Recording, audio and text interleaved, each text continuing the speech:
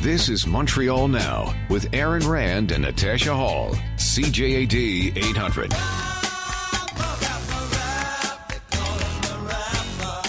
Okay, Jim, let's talk about the Blue Metro line. I'm feeling like this is kind of a good news, bad news deal.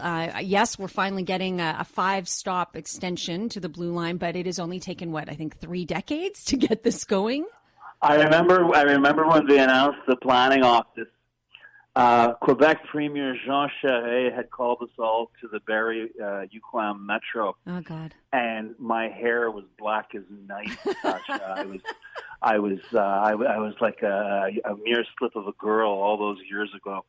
But all that said, what I love about the legend of the Blue Line Metro extension yes. is that it, unlike the Cavendish extension, which most people realize now is just an urban legend, and it just gets regurgitated.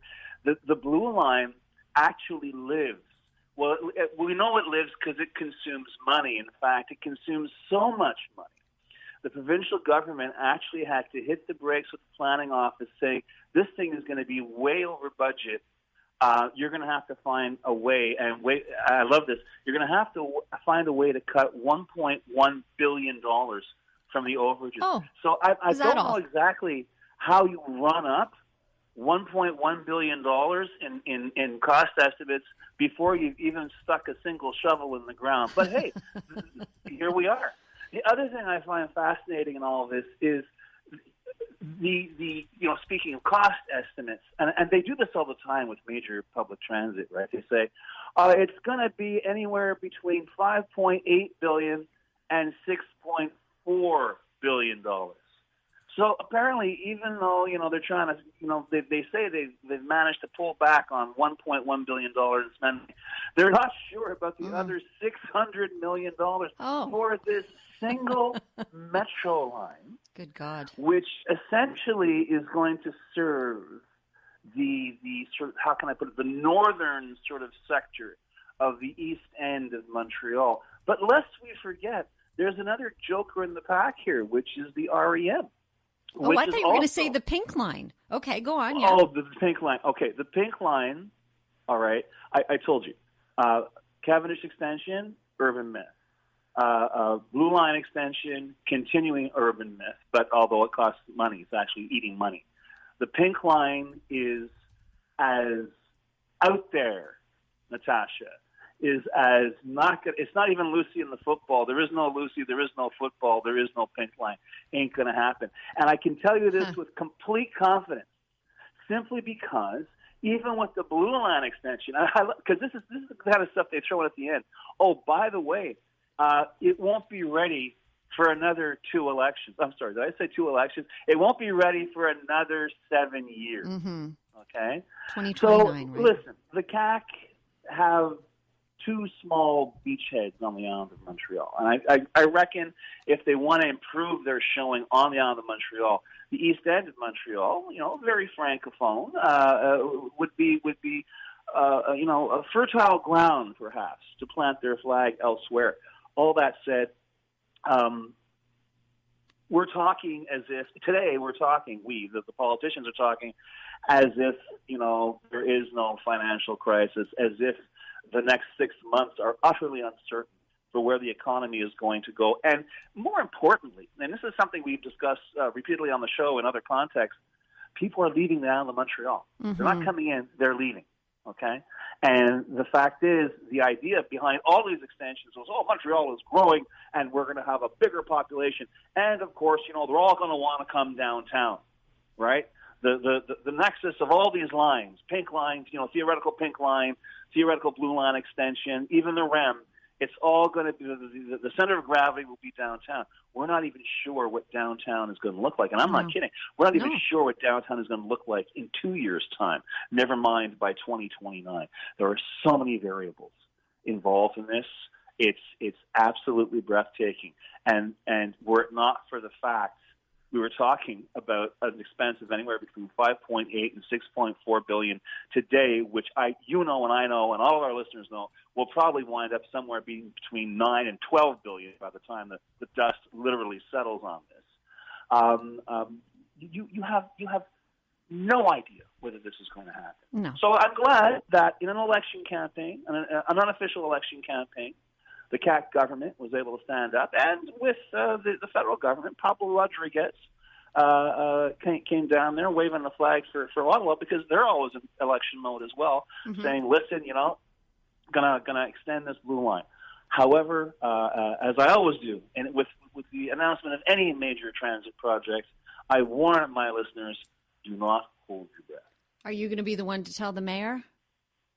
No pink I line think for the her? mayor knows. I think, because don't forget, today, she's there, and she's the mayor. She's announcing it's a good. It's a great idea. Okay, that's fine. That said, she's still knocking heads with the case over the REM and what role Montreal is going to play with it, and whether Montreal is going to have a say in this major project, this $10 billion project. So it's all great. These are great announcements, and it bodes well for the future of public transit, even though we have proof annually that a growing number of Quebecers are shunning public transit. They don't just buy gas guzzlers, Natasha. They buy the biggest gas guzzlers they can find, and they're buying them in increasing numbers. Yep. So, hurrah for public transit. Believe it when you see it. And once again, I'll admonish our listeners, do not hold your breath. Yeah, and we'll be buying those gas guzzlers until the very last moment that we're allowed, and then we'll just start buying used ones instead. Oh, yeah. But, used ones as well. And don't get too caught up in the electrification of transit in Quebec, all right? First of all, you need battery. We have all kinds of theoretically, for the moment, cheap hydroelectric power, okay? And as we discussed yesterday, those rates can go up now as high pretty much as hydro wants. And any government that's making money off the sales of hydroelectric power, off the sales of electricity, if they wind up saying, we're going to electrify transit, you can bet those rates are going to go up. But in the meantime, I wouldn't start, trying to choose my Tesla at the moment, or whatever, brand name there's going to have. We have the idea, but in terms of power sources, in terms of charging stations, we're decades behind. So once again, everything is being announced, nothing's being done, and absolutely nothing is certain. 2029 for the blue line, as you said, 2030, I think it is, for electrical vehicles. Meanwhile, our finance minister thinks, whatever, it's great that you're paying a fortune at the pumps because that's good for the environment. Well, listen, you have to give it to Eric Girard. He is being refreshingly honest. Last week, Eric James, the head of the Quebec Conservative Party, says it's terrible. Quebecers should get a break from their government. They're paying so much at the gas pump that Quebec should follow Alberta's lead and temporarily suspend collecting sales tax on the sales of gasoline in Quebec, which I'm sure sent Monsieur Girard and perhaps the entire Legault government cabinet into paroxysms of laughter, because it's a huge moneymaker. And the thing is, it's the sales tax rate which is applied to each liter of gasoline sold. So theoretically, if you're selling a liter for $5 and all of a sudden it goes up to $8, your cut remains the same. Your proportion remains the same. It grows with the tax, with the price increase.